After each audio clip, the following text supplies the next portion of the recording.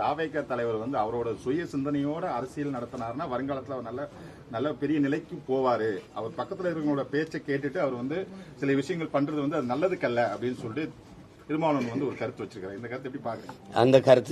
அந்த கருத்துக்கே நான் வரல, அதை விட்டுருங்க. அது எனக்கு சுய சிந்தனை இருக்குதுன்னா பக்கத்தில் இருக்க ஆளு எனக்கு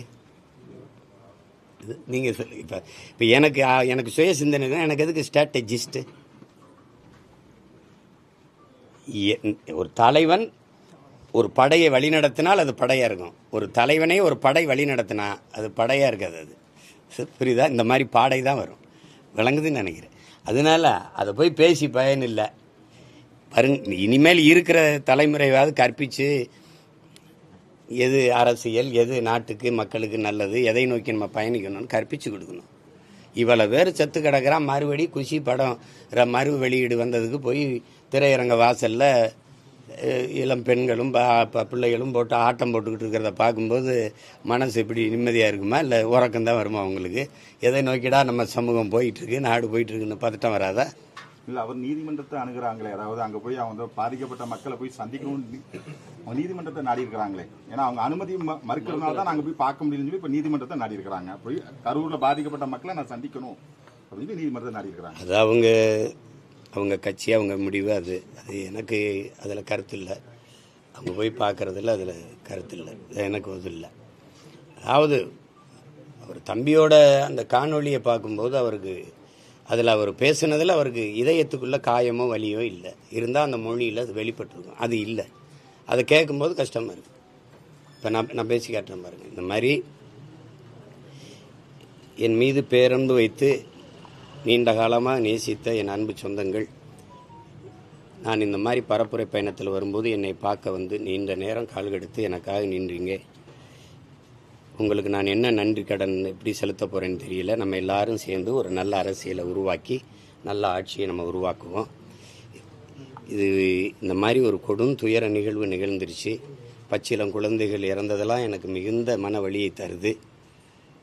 அதில் இவ்வளோ பேர் உயிரிழந்திருக்காங்க. அதுக்கு நானும் காரணமாயிட்டேன். இப்போ இந்த நிகழ்வை பொறுத்த வரைக்கும் தம்பி விஜய் அந்த இடத்துக்கு பரப்புரைக்கு போனதுனால தான் இது நிகழுது. நான் போகலைன்னா அது நிகழாதுல்ல. நான் போனதுனால தான் நிகழுது. அப்போ காரணம் யார்? மற்ற இடத்துலலாம் நடக்கலை, இங்கே ஏன் நடந்துச்சுன்னு சொல்கிறது இல்லை. அப்போ அந்த இடத்துல நடக்கணும்னு நினைக்கிறீங்களா? அந்த இடத்துல ஏன் நடக்கலைன்னு நினைக்கிறீங்களா?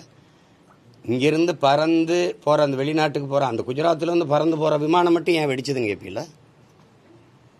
சொல்லுங்கள், அப்படி கேட்பீங்களா? எல்லாரும் போகிற பேருந்து விபத்துக்குள்ளால் இந்த பேருந்து மட்டும் என் விபத்துக்குள்ளாச்சுன்னு கேட்பீங்களா? அப்படி கேட்குறதே தப்பு. எல்லா கூட்டத்திலையும் மயங்கி விழுந்தாங்க, இதுலேயும் மயங்கி விழுந்தாங்க. நெரிசலாக இருந்தனால மிதித்து அது காயம்பட்டு இறந்து போயிட்டாங்க. அதுதான் மூச்சு திணறல் ஏற்பட்டு. ஆள் புகுந்தாங்க, கத்தியால் குத்துனாங்கன்னா மருத்துவமனையில் போய் பார்த்தேன். ஒருத்தர் கூட கத்தியால் கீறின காயத்தில் வந்து படுத்திருக்கலையே. காலில் கையில் காயம், கழுத்தில் காயம், எல்லாம் மிதிச்சது. அவங்களே சொல்கிறாங்க, மயங்கிட்டோம், கீழே விழுந்தோன்னா மிதிச்சிட்டாங்க. சில பேர் நாங்கள் போகிறோன்னா இல்லை தலைவர் வந்துடுவார், நில்லுங்கன்னு எங்களை நிறுத்திட்டாங்க. அதில் நெரிசலில் சிக்கிட்டோம், மயக்கம் வந்துடுச்சு. இதான் சொல்கிறாங்க. ஏன்னா காலையிலேருந்து சாப்பிடல, நீர் அருந்தலை. தம்பிக்கிட்டே கேட்குறாரு, தண்ணியை தூக்கி போடுங்க அப்படின்னு. ஒருத்தர் தேவைக்கு போடுறாரு. அப்போ சுற்றி இருக்க எல்லாருக்கும் தாகம் தானே. பேசும்போது அந்த வலியை அவர் கடத்தியிருக்கணும், ரொம்ப உருக்கமாக கடத்தியிருக்கணும். அது செய்யலை. இப்போ நம்ம பேசுகிறோம், மாண்புமிகு தமிழக முதல்வர் அவர்களுக்கு சட்டப்படி நீங்கள் நடவடிக்கை எடுக்கணும்னு இருந்தால் என் மேலே எடுங்க. என்னை நம்பி வந்தவர்களை, என் உடன் இருக்கிறவர்களை நீங்கள் கைது செய்ய வேண்டாம், அவர்கள் மேலே நடவடிக்கை எடுக்கலாம். இதுக்கு நான் தான் பொறுப்பு, என் மேலே நடவடிக்கை எடுங்க. இப்படி தான் பேசியிருக்கணும். நீங்கள் ஏதாவது பழி வாங்கணும்னு நினச்சா நீங்கள் என்னென்னா, இது எப்படி திரைப்பட கதாநாயக வசனமாக இருக்குது. இப்படின்னா அங்கே கதாநாயகி குடும்பத்தையெல்லாம் கட்டி வச்சுக்கிட்டு என்னை பிடிச்சி வச்சுட்டு கேட்கும்போது தொடர்தான் இருந்தால் என்னையை தொடு, அவங்களையெல்லாம் விடு அப்படின்னு வசனம் பேசுவோம்ல, அப்படி இருக்கு பார்க்கும்போது. அது நல்ல அணுகுமுறை இல்லை. கேட்கும்போது அது எப்படி வரும்? அந்த சிஎம் சார் அப்படிங்கிறதே அது சின்ன பிள்ளை விளையாட்டுக்கு கூப்பிட்ற மாதிரி இருக்குது. ஒரு அந்த அவர் மேலே நம்ம உங்களுக்கு மதிப்பு இல்லாமல் போட்டோம். ஆனால் உட்கார்ந்து இருக்கிற அந்த நாற்காலி இந்த நிலத்தில் பெரும்பெரும் தலைவன் உட்கார்ந்தது. ஓமந்தூர் ராமசாமி ரெட்டியார் தாத்தன், குமாரசாமி ராஜா, மூதறிஞர் ராஜாஜி, பெருந்தலைவன் காமராஜ், பேரறிஞர் அண்ணா போன்ற பெருந்தலைவர்கள் இருந்த ஒரு இடம் அது. அது பார்த்து பேசணும். சிஎம் சார் அப்படிலாம் பேசக்கூடாது.